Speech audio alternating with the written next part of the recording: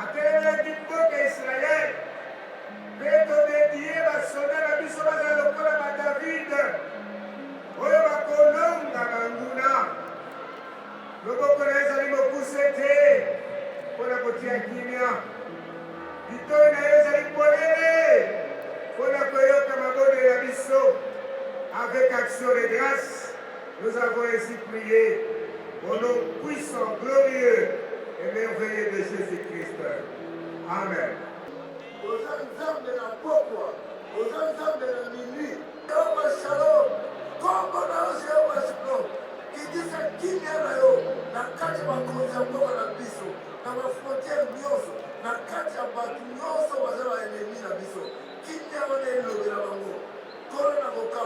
batia bamiri na bamboka na bakoboto kota te mpo yo opesi biso deja makasi, opesi biso makasi na losangwa lelo, opesi biso nguya na losangwa lelo.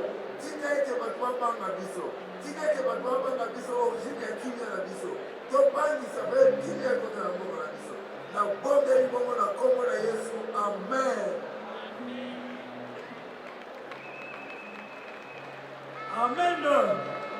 Tobeteli kolo maboko makasi esengeli biso banso mpe esika tozwami tobondela mpona basujet oyo Yesu Kristo akomisaki biso libota ya banganga Nzambe. Esengeli esika yo ozali elongo tomatisa mabonde ya biso epai na nkolo ya sala kati na mboka na biso. Toleki na troisième sujet de prière, tokobondela sikoyo mpona complot mpe agression Katina mboka na biso. Tu es là devant les FARDC pour les protéger, pour combattre avec eux. Merci pour ta présence. Sois élevé, sois exalté pour les victoires que nous croyons avoir déjà possédées. C'est dans le nom puissant de Jésus, le maître de notre armée, le maître de notre foi, que nous avons demandé toutes ces choses. Amen.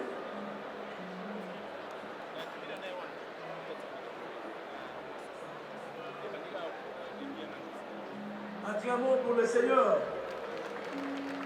Nous continuons notre intercession. Nous allons dire comment pour la commandera, pour la mboka na biso. Nous allons dire comment monene et de biso peuple congolais pour se pour la moto moko pour la commandera pour la mboka na biso pour l'Éternel des armées.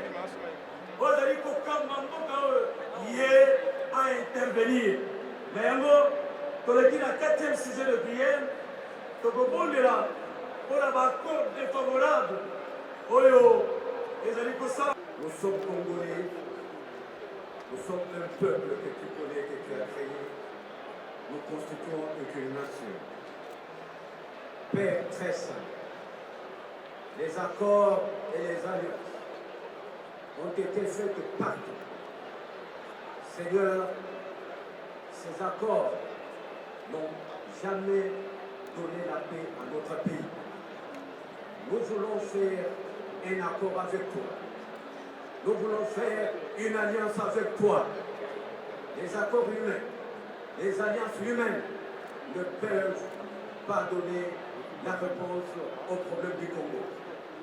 Ce matin, ô Père, nous sommes venus devant toi pour nous accorder avec toi que ta main puissante, la main du Créateur, c'est toi qui créas le Congo et c'est toi qui fixes les limites et les frontières de chaque nation.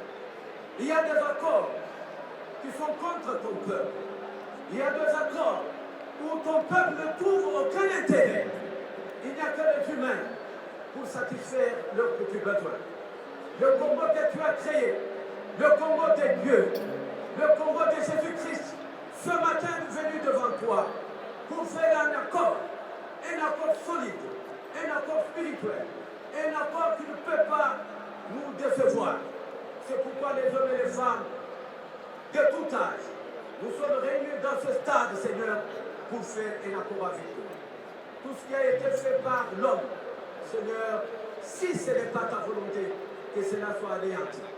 Mais nous nous reconnaissons Jésus-Christ, qui Tu nous as donné le salut. Et le salut est pour toutes les nations, y compris la nation congolaise. Que le Saint-Esprit règne sur le Congo, que Jésus-Christ soit élevé. Nous avons ainsi prié au nom de Jésus. Amen.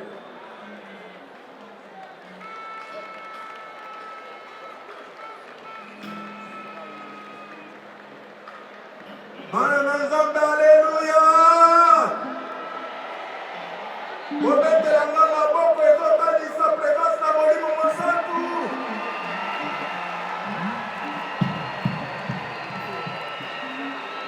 Beta maboko lisusu bawa nyonso batonisami na molimo mosantu.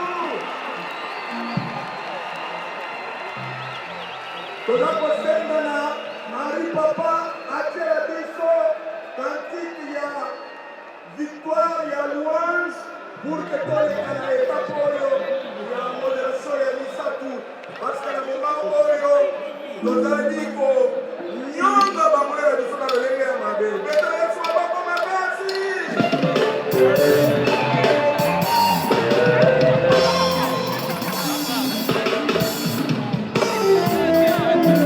Amba mikeko pona bolingo na yo na bolobosa.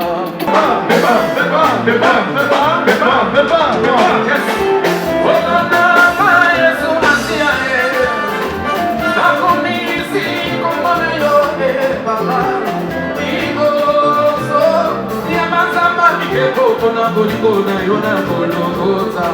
Daya pona bolingo na yo na bolobosa. Bana zambe koyema Corona Yesu Masia nakomisi komona yo igoso ya mazamba mikeko pona bolingo na yo na bolobosa. Pona bolingo na yo na bolobosa.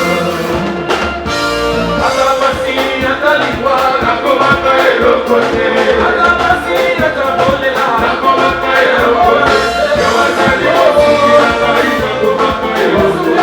Yawazali kofake na kai na matiti ya motesu. Atabiko bananese nakomaka elokote.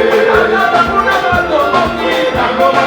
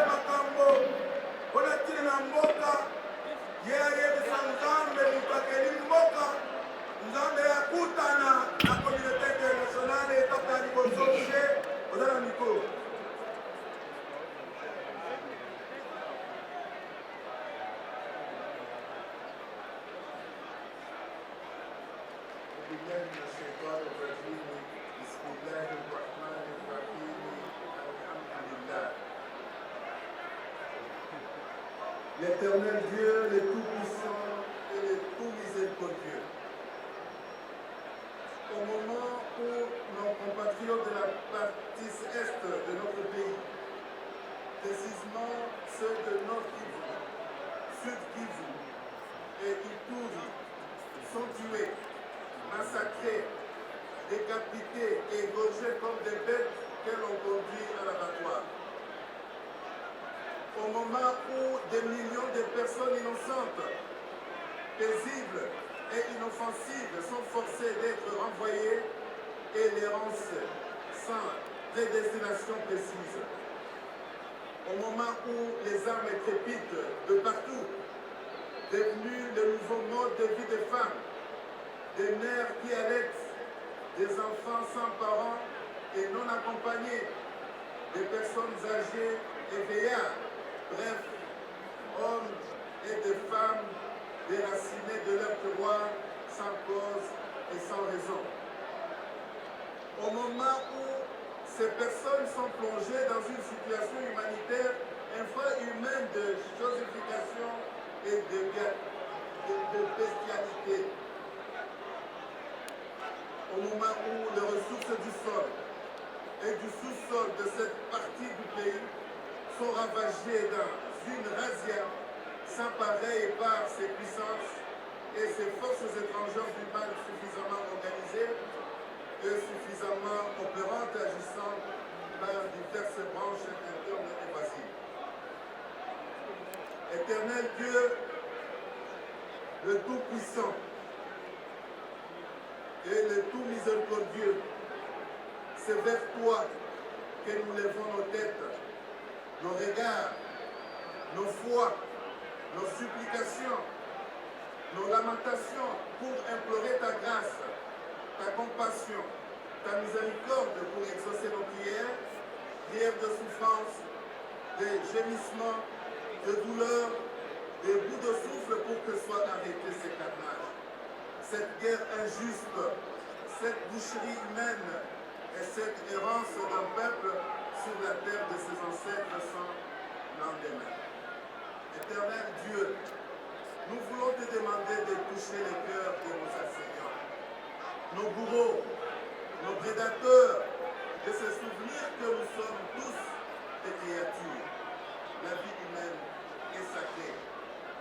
Éternel Dieu des armées, nous voulons te demander de faire élever au fond de leur cœur, de se rappeler de ce que la République démocratique du Congo a donné, de ce qu'elle possède pour le bien de toute l'humanité, depuis le roi Léopold II jusqu'au moment où l'on continue à puiser sur et dans le sort congolais. Pourquoi l'hospitalité légendaire des Congolais, leur solidarité avec tout le monde, ainsi que son amour vrai et sincère avec ses voisins, puisse se retourner contre eux et qu'ils en payent les mauvais prix. Dieu de justice, nous voulons voir et vivre ta justice. Beta maboko makasi mpona tina na losambo ya she. Sikoyo toko landa losambo epai na Père Gérasime ya orthodoxe. Toza kobetelesa maboko makasi.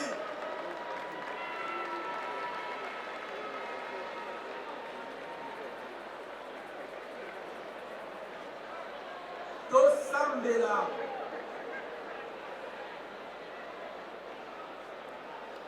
nzambe yo moto okela mokili yo moto opesa biso mboka e Kongo yo opesa biloko biso bizali na kati po te biso tozala bakonzi na yango kasi biloko bina biso yo peuple congolais mobimba tosangani na oyo esika tozangisi mingongo na biso tomatisi losambo na biso epai na yo lokola molinga ya makala ekomata na likolo se bongo tokomatisa losambo na biso epai na yo yo yamba yango tala ebele ya bato baye bavandi na oyo esika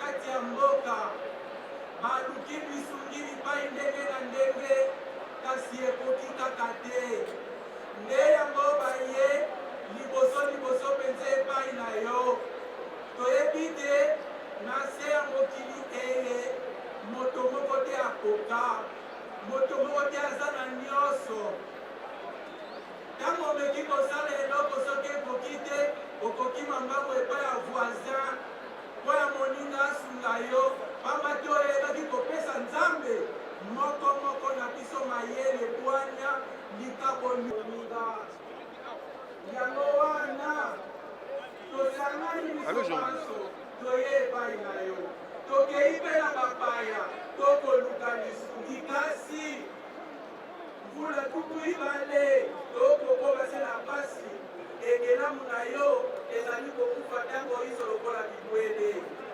toyebi te lisungi etoke biso banso tokelemi lelili na yo bayeba te biso banso tozali na posa ya kobika bomoi ya solo bomoi ya kimia bato bayeba koluka basala mabe na miso bakolakisa elongi mosusu na motema bakoloba nzambe yosimba mitema bayeba te bato bazali kokufa bazali banyama te bazali bato bakeleli lelili na yo simba mitema na bango ntango yesu kristo bandeki kotambola na bayekoli na ye bayoki moto moko akoteya na kombo ya yesu kristo kasi akolanda bango te bayebisi yesu kristo balobi tokoki kosengela moto na nzela ya losambo mabe te kasi tosambela nde nzambe asimba mitema na bango esika tokeli koluka lisungi ya ndenge kopamba te eza ya motuya lokola tolobaka yango wana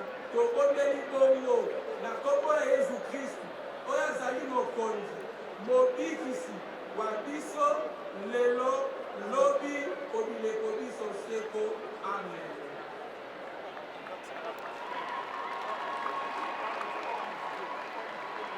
Beteleli lisusu maboko makasi ye akosambela yebi makambo wana malamu lokola azali mpe mutu na leta azali representant ya biso na ville ya Kinshasa yango wana naza kosala biloko ya maye na maboko makasi.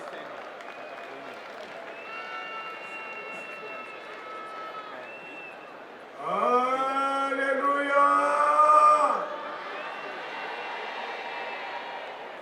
Nayoki te. Alléluia.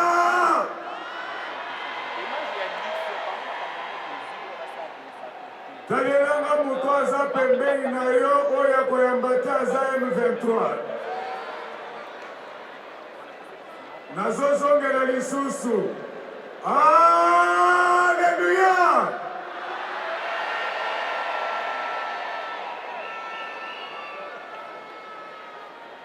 Bana engumba Kinshasa bana na Nzambe na bomoi. Makambo toyeli awa eza makambo ya mabele. Bosunganga borepete apres ngai mabele. Ozondima bien te oza M23 en Christ yo. Torepete lisusu mabele. Joseph ayebisaka bandeko na ye ke nakokufa me mokolo Nzambe akovizite bino mikoa na ngai etikela awa te. Elingi koloba ke mabele ezalaka kaka mpo na nzoto te, mabele ezalaka mpe mpo na molimo. Alleluya. Alors ngai nakobondela nga moko te, tokobondela biso nyonso. Yambo tozali kobelela epai ya Nzambe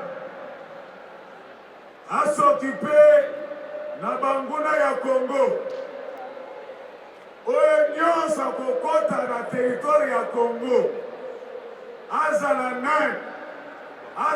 nani ntango azokota Nzambe apesi vertige munduki ekweya ye shar na bango ezopane ndenge shar ya Farao ezaka pane na kati ya mer rouge. Tobondeli biso nyonso Nzambe na nguya Nzambe na bokasi olobaki ete moko te adeplace borne oyo batata na ye balonaki bavoisin balingi badeplace borne place bazali Nzambe kanga bango oyo bakozwa malade ndege bazwa oyo bakozwa korona bazwa oyo bakozwa variant du singe bazwa bashar na bango a partir ya lelo ezwa pane ndenge bashar ya farao ezwaka pane na kati ya mer rouge. Nazosenga na minute oyo discussion ebanda na kati na bango olie babeta ba FARDC masasi babeta na bango na bango na kombo na Yesu Kristo aza na boboye amen. Baagrese baza kotya bango maboko na bapaya bana bakete boyeba ete uta guerre froide esila babotola biso mpifo ekende pa Yesusu wana FARDC azobonde esengeli mpe ete toganye na diplomatie tozali kosenga ete baagresere oyo babombana na science mpo babengaka bango des agresseurs invisibles.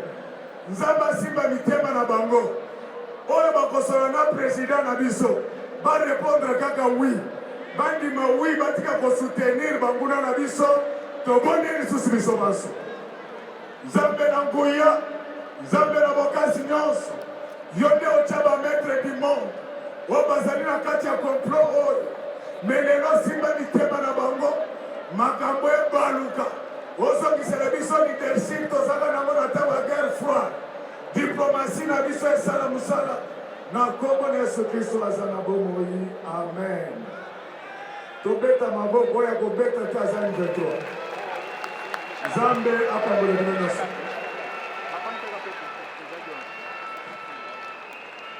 Papari sikoyo tozala posa nzembo moko ya makasi bandeko batelema baakompanye losambo oyo reverend Modepo yauti kosala ntango tozali kosala toza koyemba toza kobeta maboko makasi toza kotambola bango bayoka mingombo ya minduki babanga baki babipai bazali awa purke o representa ina esika oyo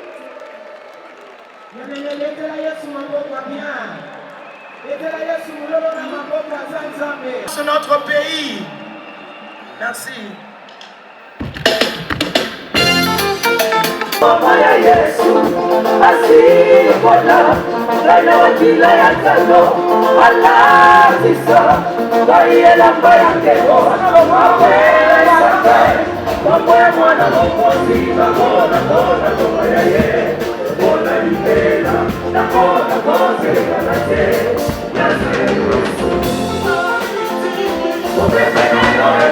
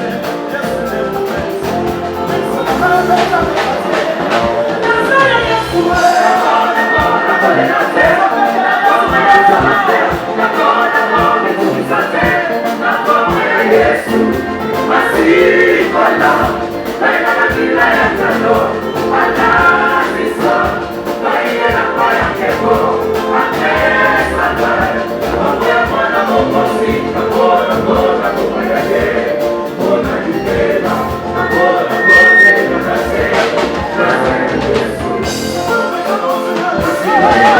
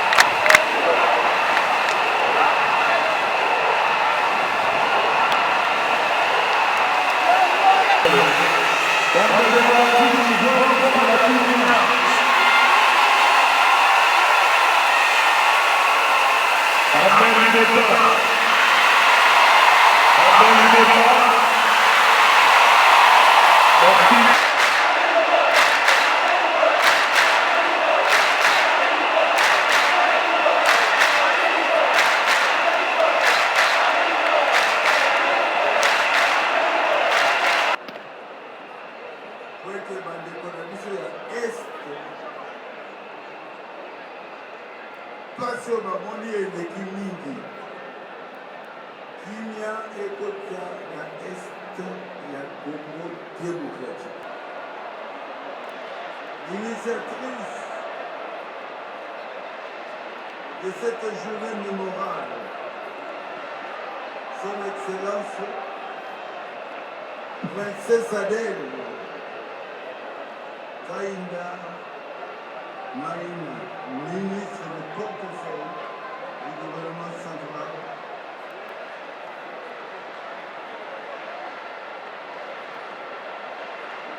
m'a remercié ici.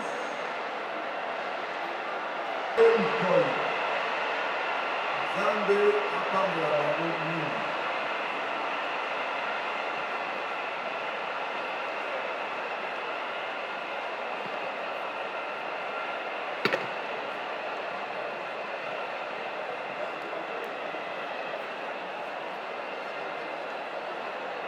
Mboka na biso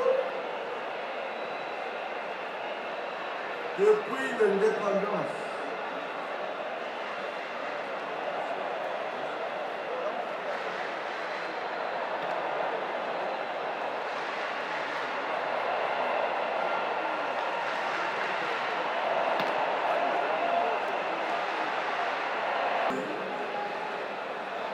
l'indépendance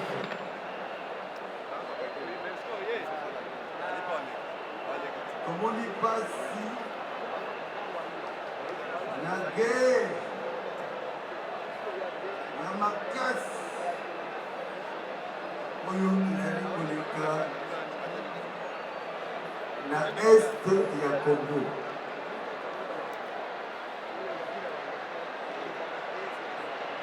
Biso bonse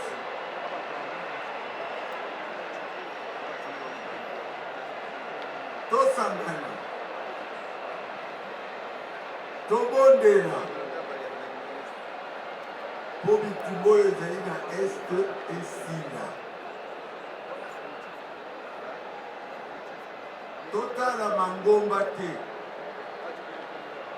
mangomba nyonso tosangana tolingana tozali bana ya ekolo moko Congo démocratique esengeli tobondela nzambe nzambe na nguya nyonso mpe bitumba ya este ekosila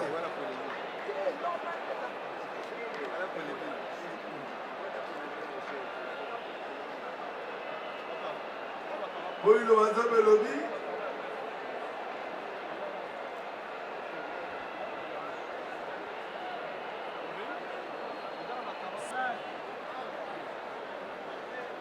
je lui pardonnerai son péché nakolimbisa ye lisumu na ye mes yeux seront désormais ouverts et mes oreilles seront attentives à la prière sainte chez Dieu. Matoyi na ngai ekoma kofungwa bazoko babondeli na yoki. Donc, ndenge tobondeli awa ndenge tozali awa mpona kobondela toyeba ete nzambe akosala bitumba ya este ekosila yesu apesi biso mboka kitoko scandale géologique eza na or diamant cobalt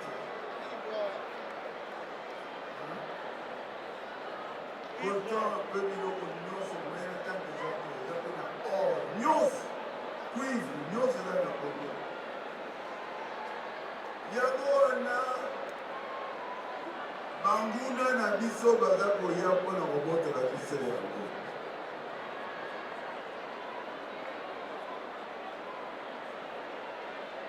mpe tosepeli te na bato bazali kosoutenir oyo bazali koboma biso na este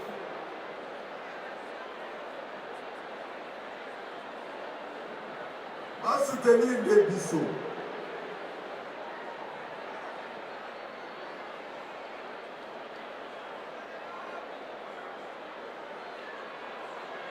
basoutenir nde biso batika kosoutenir baoyo bazali koboma biso na este nalingi koloba boye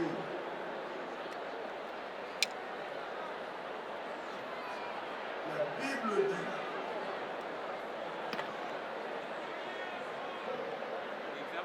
na boyokani biso nyonso motema moko tosambelaka yesu mpona nini tokapana lelo premier pays na mokili oyo epai bato baza kosambela ezali banani amen etumba kosi ngai na ndimia oyo aza kobala bino naza mwana mboka nalingi mboka na ngai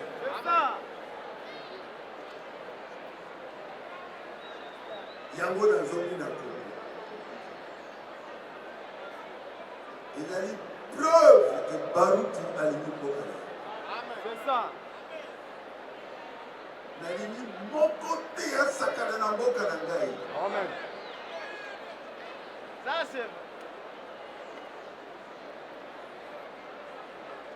bakimbangisi La catholique, Liloba, Armeni Sani, Bisoba Soto Sangay, Nabawe Natangite, Tomo Lelo, et Tumba Odo Nabawe passe. Bana bayake wa tata na mama bakufa. Bana ya est, bana ni bamona yi bango. Bana oda yi na est. Bamona yi tata te mama te bakufa.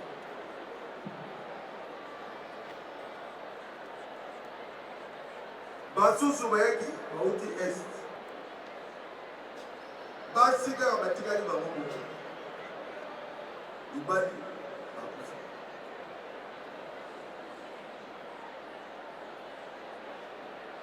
Nazarei kuna na moni mawa. Tauna tea na levi.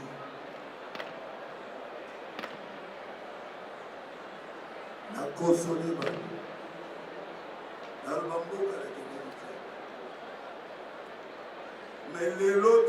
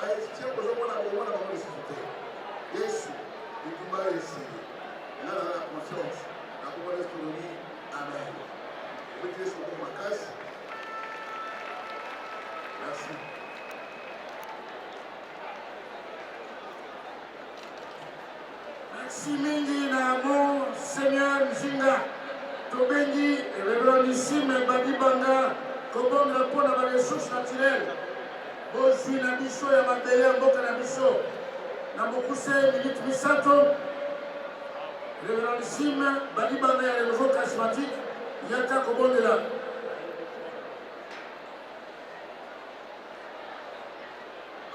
Nzambe, alléluia. Alléluia. Il y a quelques années, esika oyo bokonzi ya mboka apesaka bokonzi ya Congo na Nzambe na biso koloba ete ye nde roi boye. Lelo tolingi en s'adressant la loi na biso pour récupérer la ressource naturelle oyo na nzela ya baaccord ekomaki propriété ya bapaya.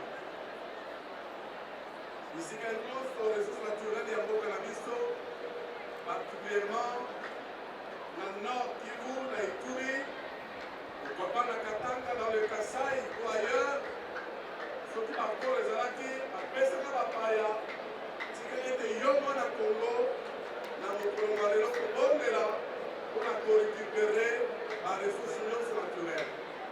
Yango nasengi okanga miso kobondela na ngai elongo tobondeli. Père éternel, la terre a été donnée au Fils de l'homme. Et le Congo appartient aux Congolais avec toutes ses ressources naturelles.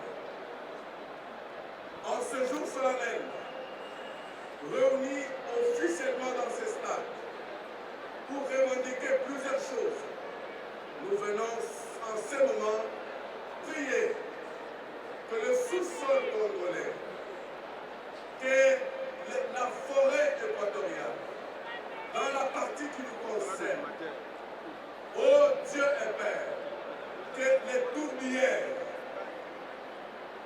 cette richesse actuelle que convoitent les nations et que le Congolais se retrouve, ce pays scandale géologique et minier, papa nous prions qu'ils ne soient plus à la traîne des nations, mais que l'économie congolaise bénisse ce peuple et glorifie ton Père dans ce moment au nom puissant et glorieux de Jésus-Christ. Amen.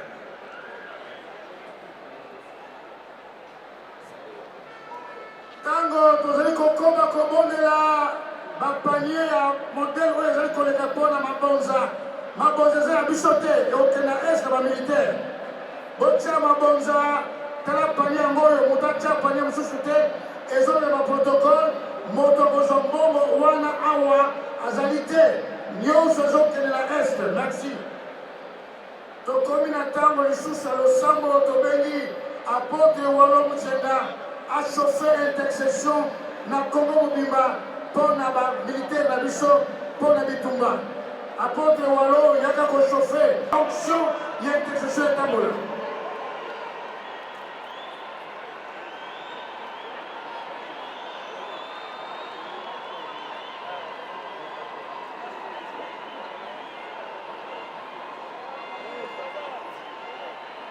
tolingaki tosambela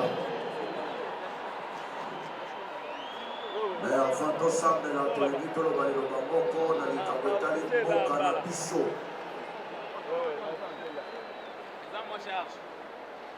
Nzambe apesa biso richesse ya mboka oyo te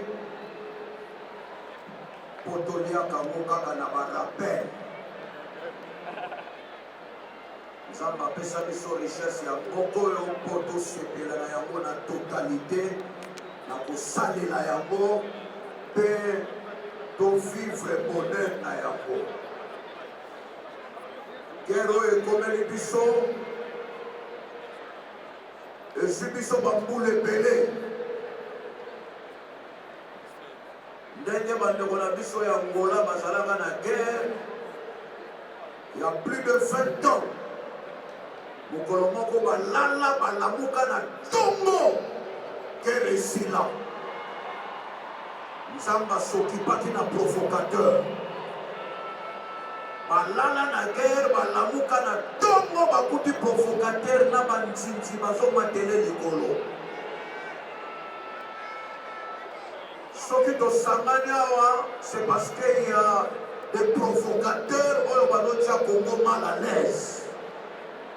Et quand tu interviens, ça va traiter le vrai problème.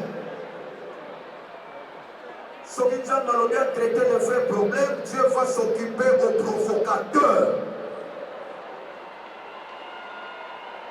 Bible lobby, dans Luc chapitre 17, verset 1 à 2. Makambo yo ememaka batu na ba problème ekoki koya me malheur au provocateur. Jésus alobi bakanga ye libanga ya mwelo babwaka ye nebale. Ça c'est la proposition du Créateur. Il a accepté à cause de la perte pour provocateur à Kende. Nous sommes capables de faire des richesses, bon, nous avons la capacité de faire des victoires. On a fait des richesses, on a la capacité de faire des victoires. Et surtout une victoire durable. Comment ça la matin pour la concilier, pour la négociation? Comment peut ça la pour la victoire durable? La Bible nous dit chaque chose a.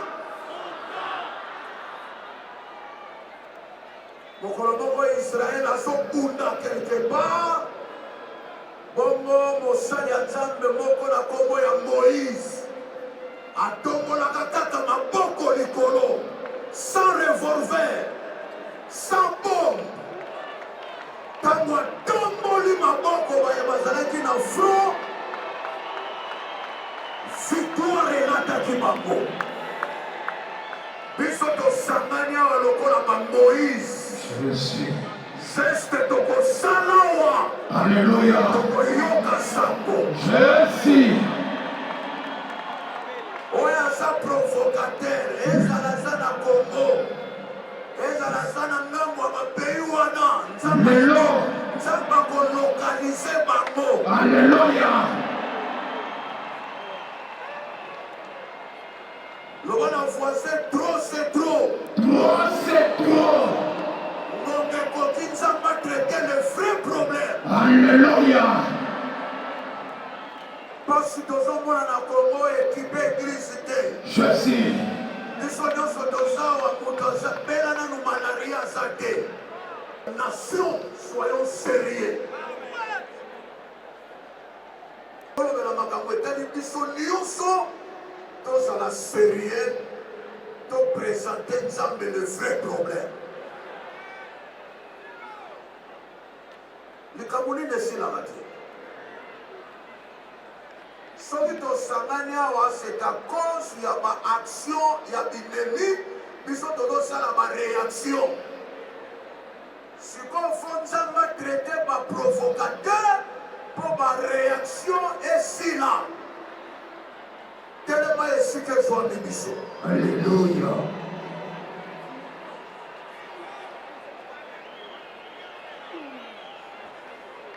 Telema bisika ezwami biso. Jésus.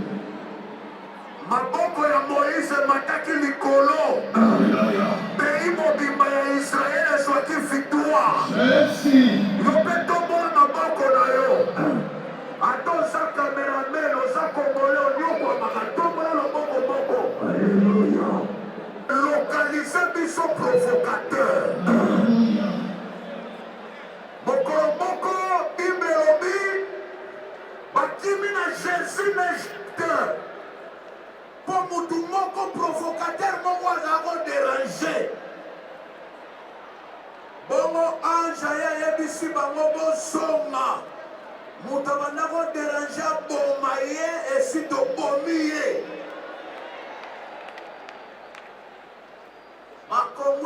Bakongolais pele bakozala sacrifié te lokola likolo ya mutu moko to mibale. Tozoyebisa Nzambe localize biso. Mabale. Alléluia. Oza Moïse à Congo. Eli akitisaki moto ekitaki ayer te. Ekitaki bisika bangombe bazalaki. Loba na Nzambe nazobwaka moto oyo. Elanda provocateur. Azala d'étranger. Azala na kati ya pays. Moto alanda.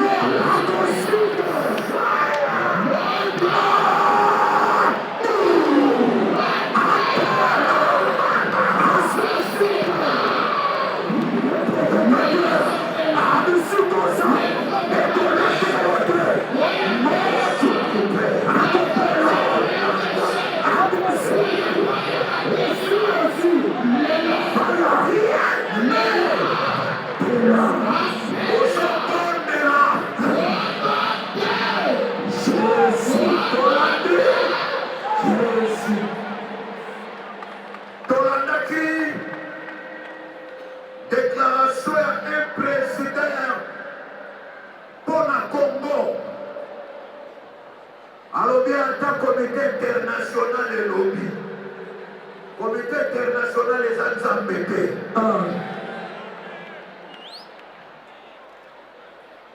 Alors comme manqué comité international, mais le donateur du souffle, c'est notre Dieu. Alléluia. Mokolo Saoul azwaki mikanda kende kokoma bato na Damas. Azwaki baautorisation ya bato. Mais moto apambaka ye na mabele c'est le créateur. Alléluia. Tozoyebisa Nzambe oyo nyonso aza na baprogramme baarme babiloko ya mabe azobongisa mpo na Kongo. Nzambe oyo abambaki Saul na mabele. Loba na Nzambe abambi ye na mabele. Toyoka sango aza kushe. Aza na baprogramme. Odioko na bongo. Utilize makongole.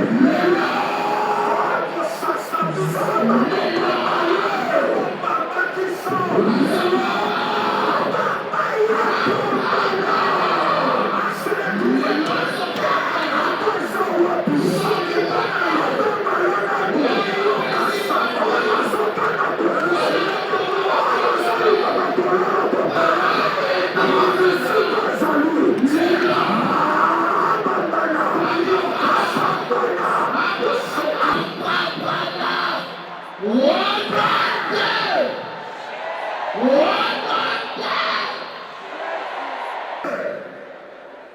Bisika baza yo yebi.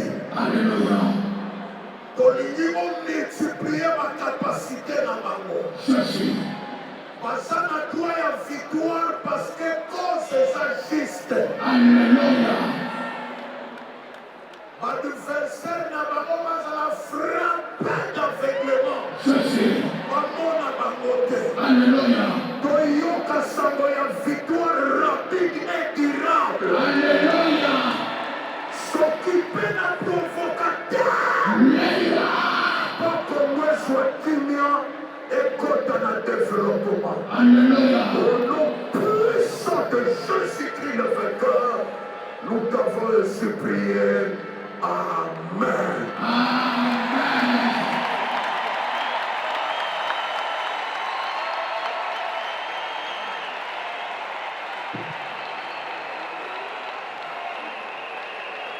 kokende na suka totiana bato misato po tosukisa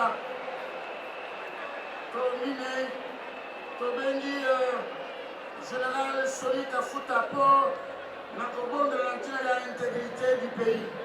Mon général, na kansi yo ozala moninga na ngai opesaka 3 minutes. Mon général Rockman, 3 minutes.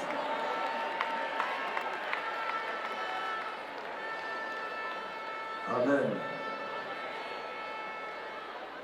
Bapesi ngai ntango mpona bondela mpona intégrité ya mabele na biso ali koloba boye na répartition géographique, administrative, politico-juridique, République démocratique du Congo, nous en avons 9 voisins. Les facilités.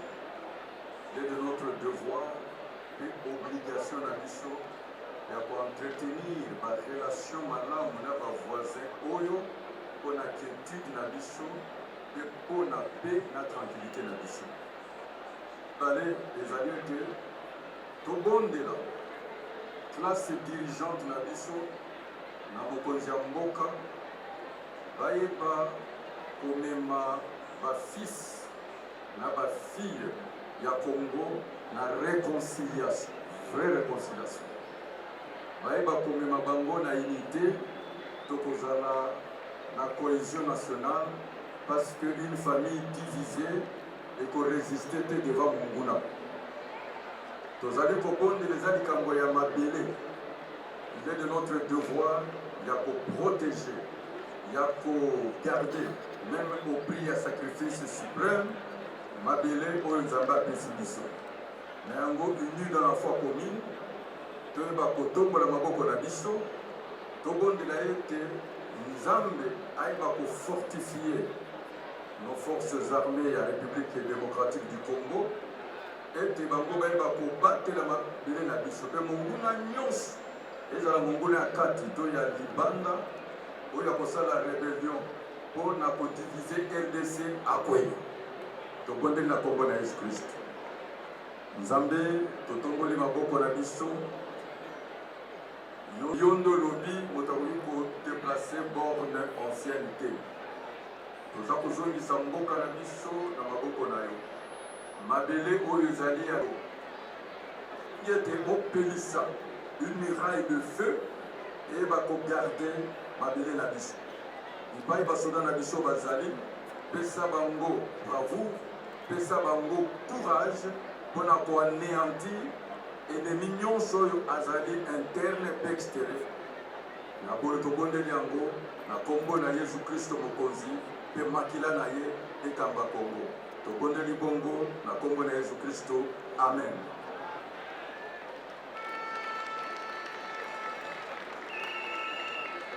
Tokomi sikoyo na libondeli ya bakor lisusu bakor ya mabe ekufa na makila na Yesu. Tobengi archevêque Albert Kantenza Mwanambo kosambela mpona pacte oyo.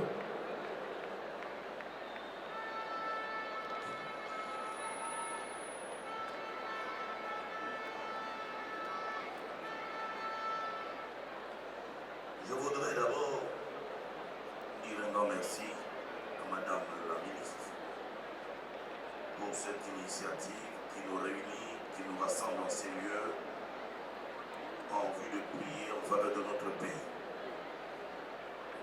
Qu'on trouve grâce aux yeux du Seigneur, parce que ce n'est pas toujours facile de réunir tous les hommes de Dieu pour une cause. Madame la ministre, que Dieu vous bénisse et bénisse votre famille. Merci à l'honorable président de Deboyi qui s'est associé à vous pour nous amener tous en ces lieux. Plus particulièrement, un grand merci au président de la République qui est l'enfant de Dieu, qui nous a permis de nous retrouver en ces lieux parce qu'il croit à la puissance de la prière. Et nous pensons, personnellement je crois, qu'il se passe quelque chose aujourd'hui dans le monde de l'esprit. Je Je suis convaincu et persuadé que dans les jours à venir, dans les semaines à venir, nous verrons les résultats de toutes ces prières. Je voudrais prier sur cette requête, sur les accords. Nous sommes dans un pays où nous avons entendu un jour quelqu'un dire: s'il faut signer un pacte avec le diable, je le fais. Et il a fait certainement. Ce sont des accords, ce sont des alliances qui ont lié ce pays et qui ont mis à genoux ce pays. Aujourd'hui, plus de 50, 60 ans même. Nous avons entendu quelqu'un dire un jour: la guerre sera longue et populaire. Et la voilà longue et populaire.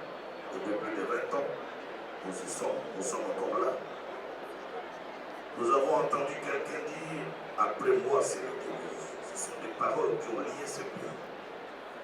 Et je voudrais qu'ensemble, nous puissions prier, annuler toutes les conséquences de ces accords, de ces alliances. Il y a même des accords que notre pays signe, où il y a des pièges, où le pays est piégé.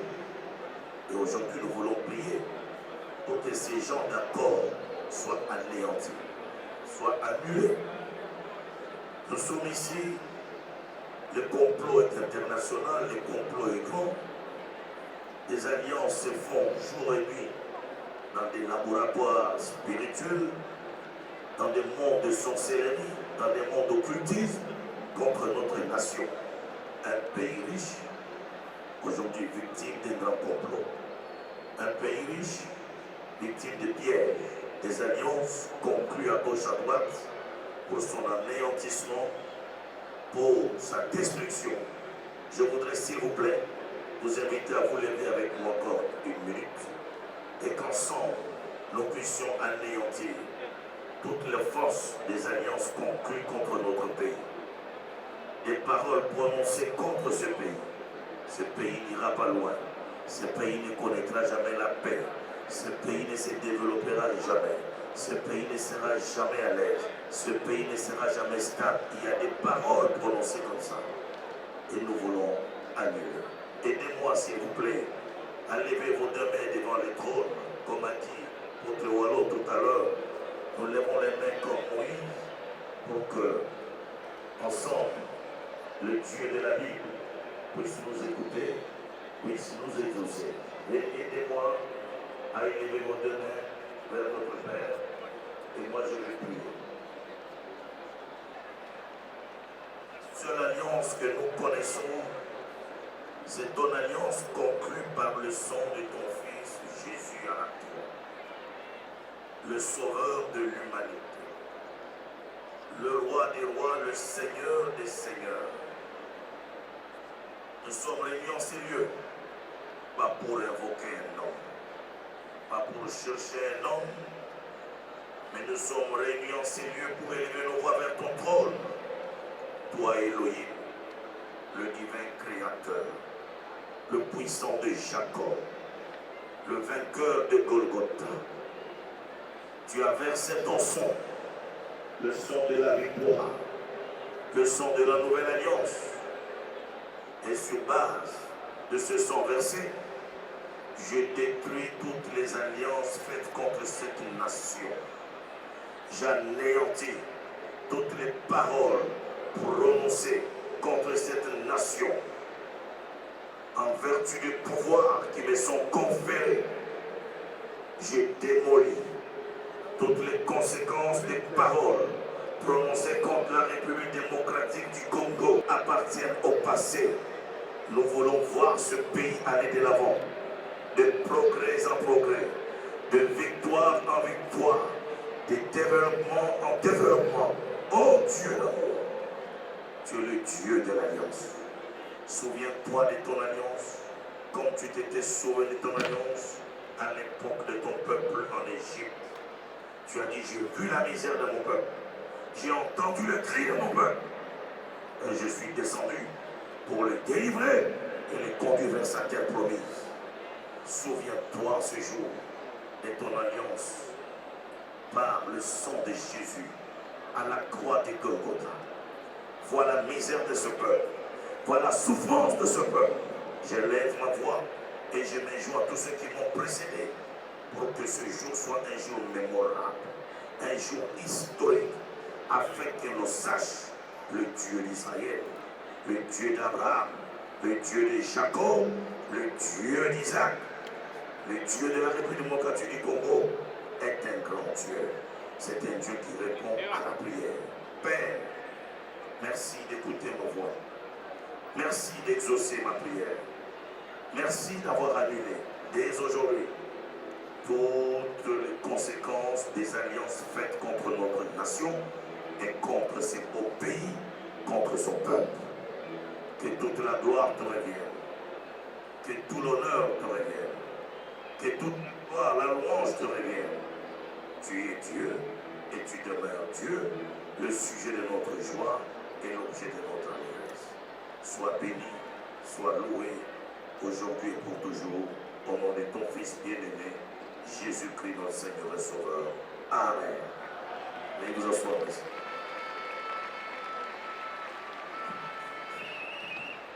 Intercesseuse et diaconesse, oyo azwaki vision oyo ya kosambela lelo na stade de Martyr. Mais alobi ete ngai nazali bobele intercesseuse diaconesse, baconfession religieuse ezali, balide ya baeglise ezali, na mibali na basi, amikitisi ate komona moko na moko. Yango lelo to prouvé na mokili mobimba ete église ya Congo ezali divisé te. Bino boye bakonzi bango baye nzambe apambola bino. Nali kobenga diaconesse intercesseuse Mama Princesse Adèle Kaina koya awa kopesa ye moma oyo mpo na prière tobeteli Yesu maboko. Merci mingi na bakanya bangomba nyonso na acte basali ya kosalisa mangomba nyonso koya awa na sikoyo. Merci mama.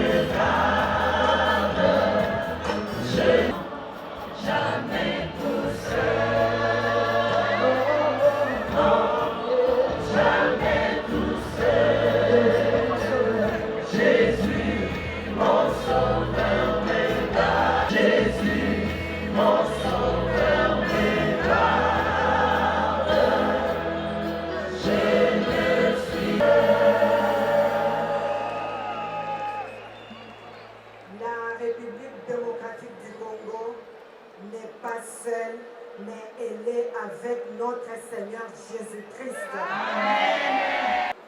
De m'accorder cette vision de mon Père.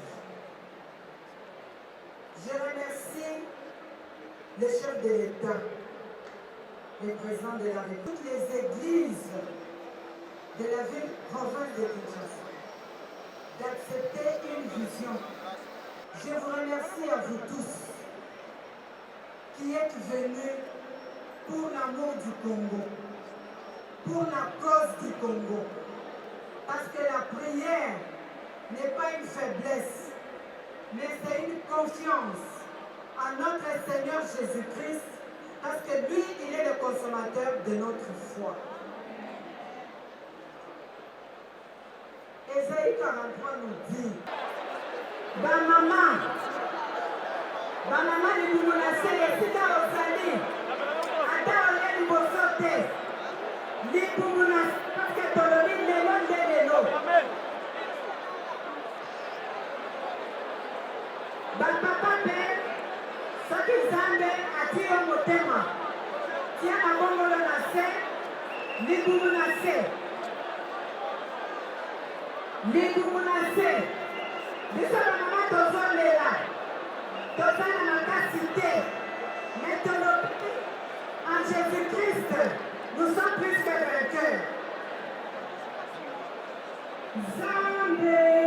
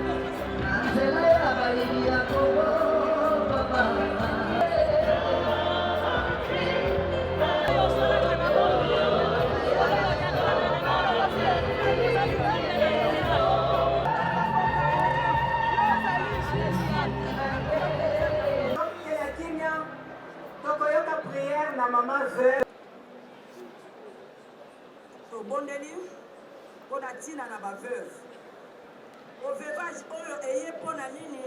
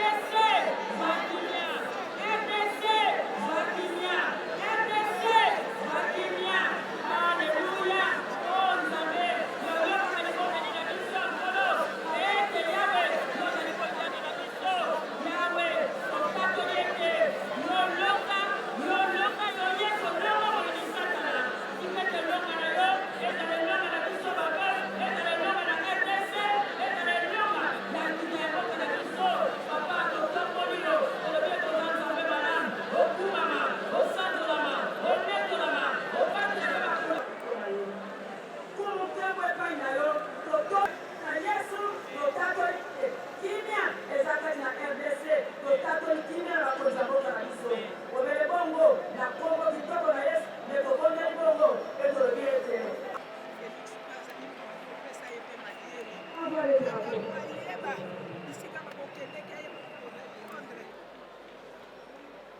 nabengi soki femme de se moko aza awa aya liboso femme de se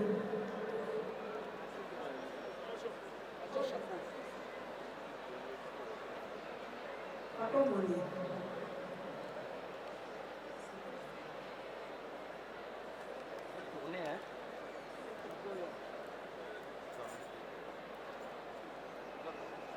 Éternel Dieu examiné, non seulement que tu es amour, mais tu es amour. Jésus-Christ, notre Seigneur et Sauveur, est l'expression de ton amour. Seigneur, nous venons te présenter notre pays, la République démocratique du Congo, qui a une superficie de 2 345 km². Et que ce pays a ses frontières et que nous refusons que ceux qui nous agressent déplacent les bornes parce que toi-même tu ne l'autorises pas dans ta parole. Seigneur, regarde à l'instant les femmes de ceux qui sont en front à l'est de la République. Notre Dieu, et ils s'appuient, ils confessent leur foi en toi, notre Dieu éternel. Toi, éternel, qui en ce jour, nous déclarons que ceux qui sont au front viennent de faire tomber le mur de Jéricho au nom de Jésus-Christ. Seigneur, pour l'amour de la patrie,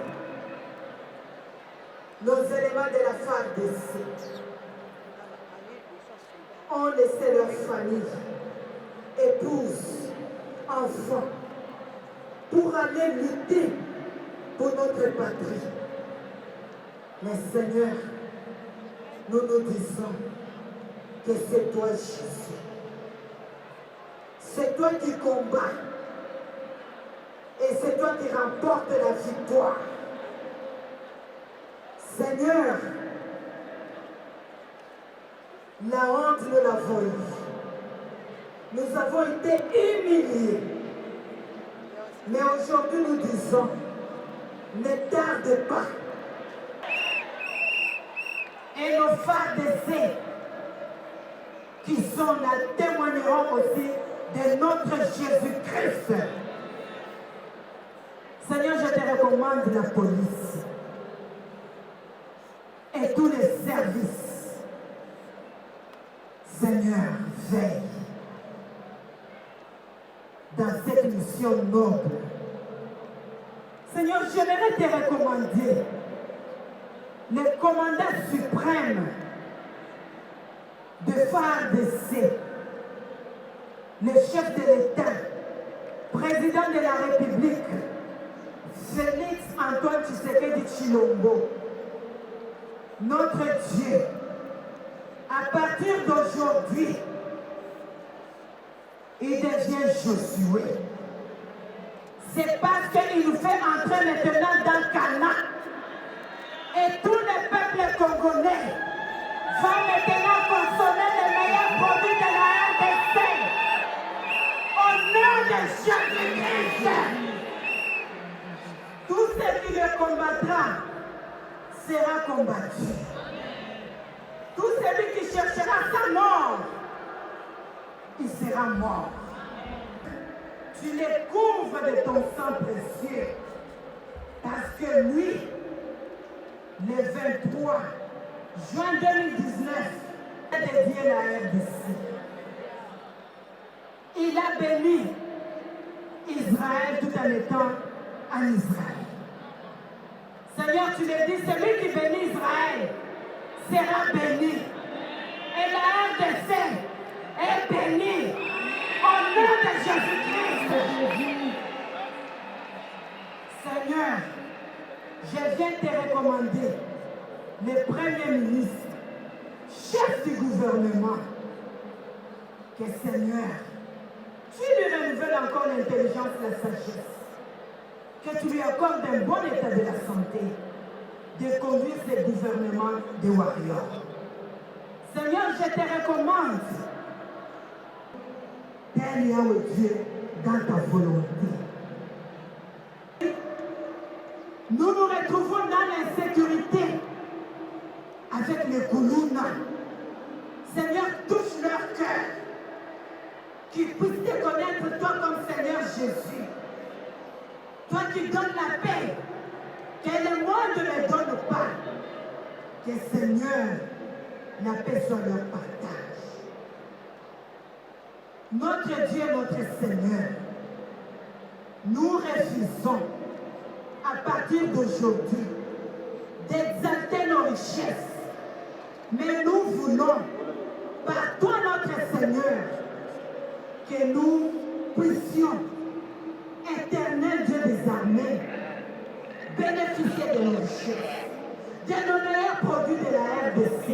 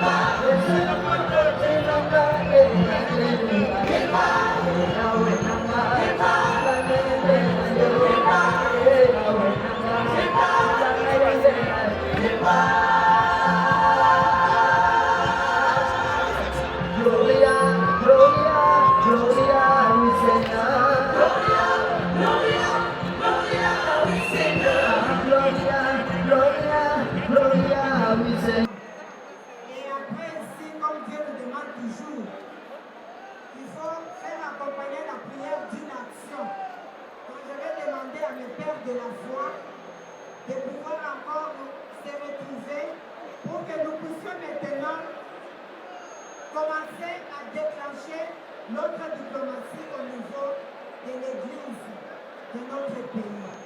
Je vous remercie tous et nous sommes dans le temps, ne soyez pas pressés. On est dans le temps, on n'a pas débordé. Et Jésus-Christ vous bénisse.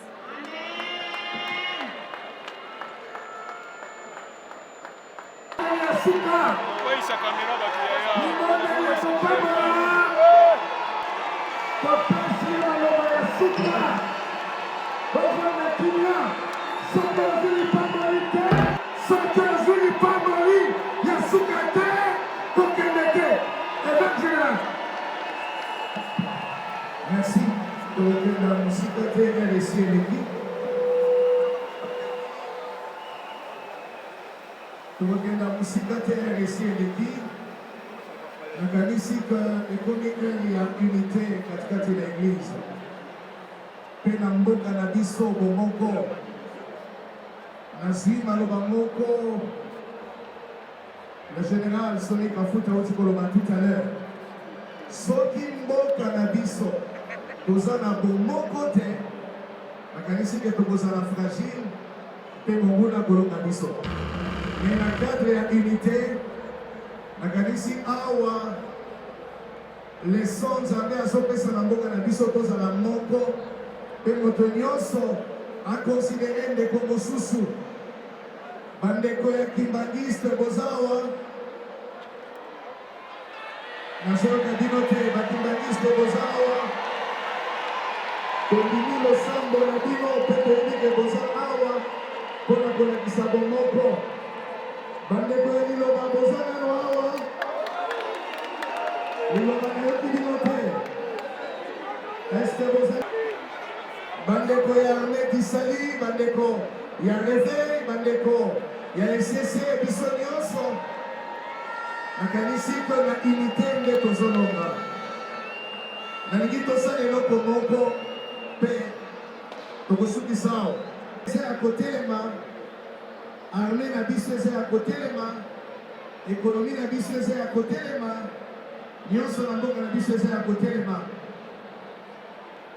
Nde tozolanse message oyo losambo esili te. Soki libota esangami ekomi moko azorepresente danger mpona banguna na ye nyonso.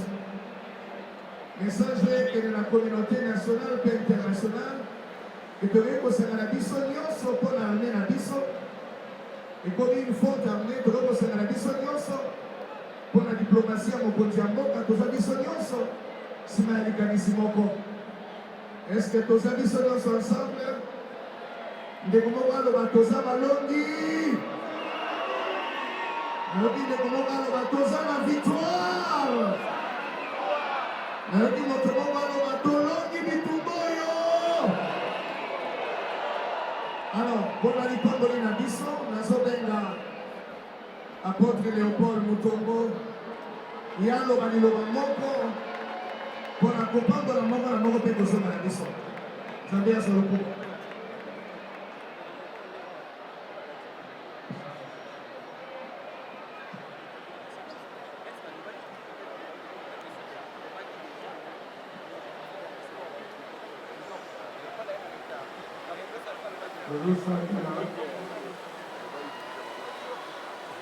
tozosala héritage ya liboso nzambe apesaka moto eza makeleza. Héritage ya liboso oyo nzambe apesa moto eza mabele, eza patrie, c'est sa terre. Nzambe apesaka baprovince na kati ya province ya liboso ezaka mabele.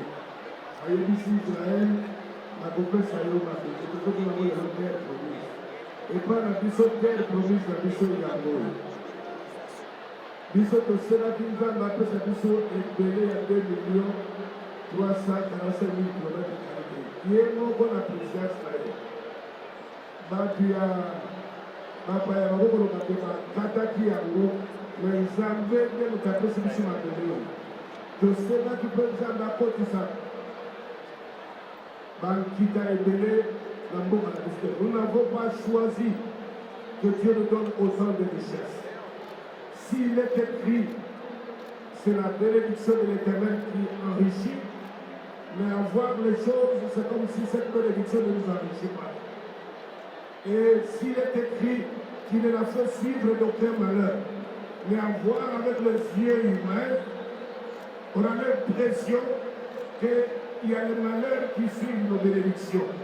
À partir d'aujourd'hui, unis comme un seul peuple, nous sortons ici unis avec le flambeau de victoire à la main, qu'à partir de maintenant, il y a un basculement qui force le respect. On doit respecter ces 80 à 100 millions d'individus qui peuplent cette circonscription. Ici, on se trouve à Amen encore à Kassi. Et l'onga Esaïa Bisso, nous ne donnerons plus l'image d'un peuple affaibli. Qui m'a dit